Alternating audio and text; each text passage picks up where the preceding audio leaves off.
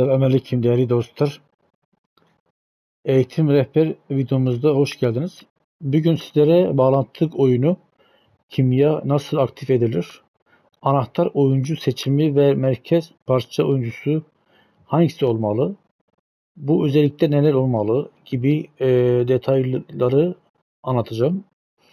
Bu videoda sonra eFootball 26 takımınızı çok daha verimli kurabilecek ve sahada fark yaratabileceksiniz. Kanalımıza abone olmayı ve videoyu beğenmeyi ve bildirimleri açmayı unutmayınız. Destekleriniz bizim için çok önemli değerli dostlar. Dostlar, videomuza geçelim. İlk önce bak kadroyu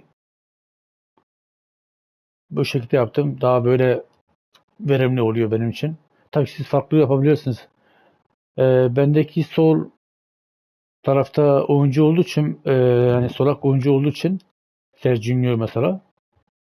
Ondan dolayı ben sol tarafa çektim oyuncuları. Eğer sizin elinizde Serginho gibi oyuncu yoksa veya sağ tarafta oyuncu varsa yani orta uzmanı siz de sağ tarafa kurabilirsiniz mesela oyuncuları.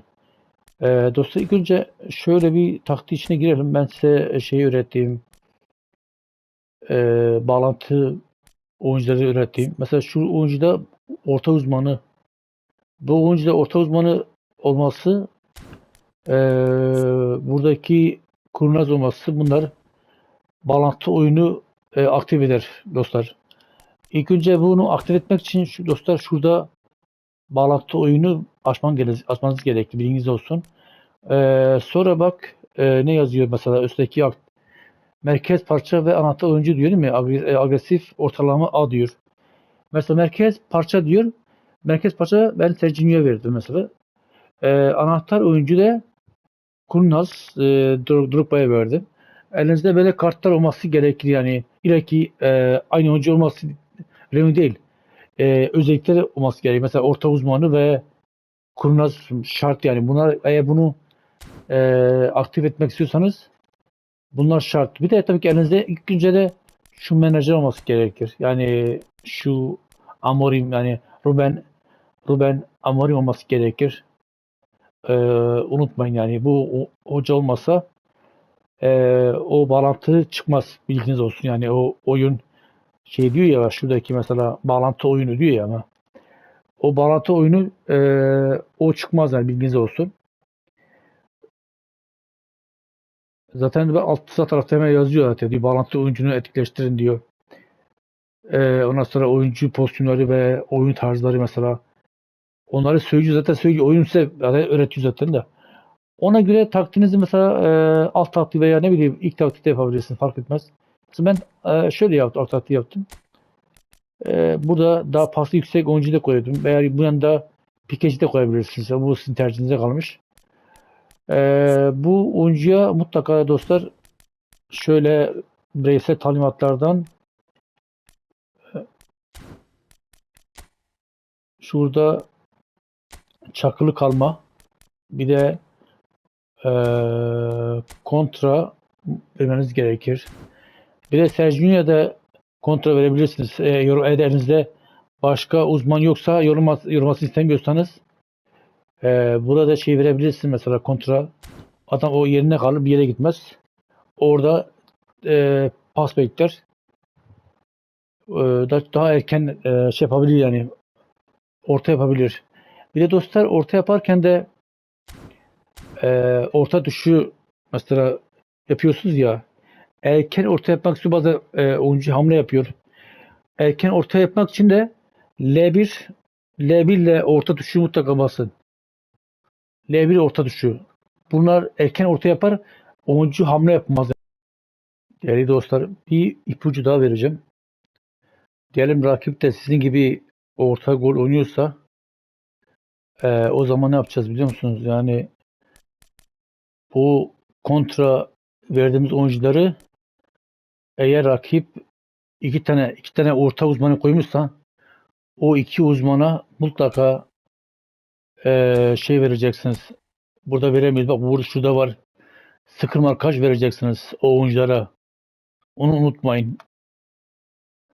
Yani şimdi rakip de aynısı olursa tabii ki aynı değilse zaten bu taktiği devam edersin. Bunu bozmazsınız. Ama rakip de sizin gibi mesela elinde Beckham uzman kartı varsa veya Figo gibi oyuncu varsa orta uzmanı Carlos gibi mesela onlara mutlaka markaj verin. Eğer markaj verilmezseniz her yaptığı orta mutlaka gol yiyeceksiniz yani. O kesin yani dostlar. Bunu unutmayın. Bunu herkes söylemez. Ben yine de değerli abonelerimize, dostlarımıza söylüyorum. Aklınızda bulunsun.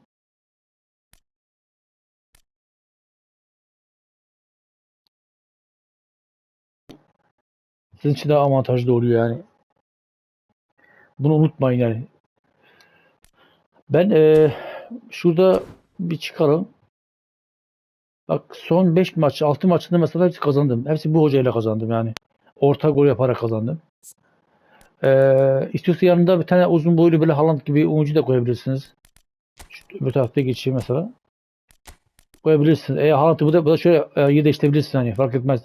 Baktık yani iş yapmasın değiştirebilirsiniz yerleri mesela Haaland'da veya Drogba'ya elinizde böyle oyuncu varsa uzun boylu. Evet. Onun için dostlar kesinlikle dost oyuncunuz tek başına kaldığı için ona bir defansif kesinlikle verin. Eğer ön libero kartınız varsa lise Vieira gibi oyuncu ön libero kartı varsa ona defansif verin yani.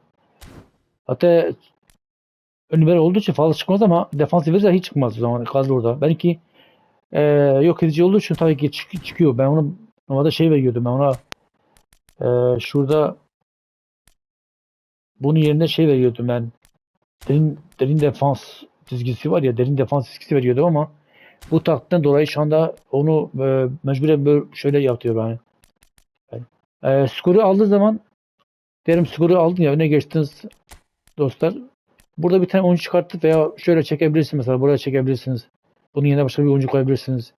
Göbek veya ne bileyim Oste veya GF yapabilirsiniz ki defans daha kalabalık orta sahada kalabalık olsun yani. Bu tercihinizde kalmış yani. Onun için yani oynaya öğrenirsiniz. Ee, Dostlar bir günlük bu kadar şey bir kısa yapacağım videomuz. Sadece bağlantıyı size öğretmeye çalıştım. Bunlar mutlaka bak şurada bağlantı kurmayı mutlaka açın. Bu açmadan aktif olmaz. Bak zaten agresif ortalama yazıyor. Tabii onu orada okuyabilirsiniz yani. Agresif bak şurada merkez diyor ya merkez o parça diyor merkez parça yani orta uzmanı olan oyuncuya vereceksin ya bak bunu unutmayın. Bir de anahtar ucu SF olacak. Uzun boylu bir olacak. Hani bu da kurnaz olması gerekir. Bunu da unutmayın dostlar. Dostlar şimdilik bu kadar. Bir günlük bu kadar olsun. Yani bizim videoda fazla başka şeyimiz yok. Bir de ufak bir şey de öğretirim da bu hocayı aldığı zaman burada oyun tarzı mutlaka açık olması gerekir. Yoksa ben daha önce mesela uzman şöyle uzun top kontrolde kalmıştı benim. Takım bir şekilde iş yapmıyordu. Unuttum yani unutuyoruz. Bazen bu hoca aldığı zaman değiştiriyorsun ya öyle kalıyor. Mutlaka burada değiştirin. Bak, oyun tarzını değiştirin. Bu hocanın mesela oyun tarzı nedir? Açıktan 89 mu? Mesela onu yap. Bakın tam en yüksek hangisi ona getirin. Unutmayın. Dostlar kendinize iyi bakın. Bugünlük bu kadar olsun. İnşallah size bir faydam olur bu videoda. Dostlar like atmayı, video beğenmeyi unutmayın. Katıl butonunda destek vermek isteyen, bağış yapmak isteyen dostlar bağış yapabilirsiniz. Şimdi teşekkür ediyorum. Allah'a emanet olun dostlar.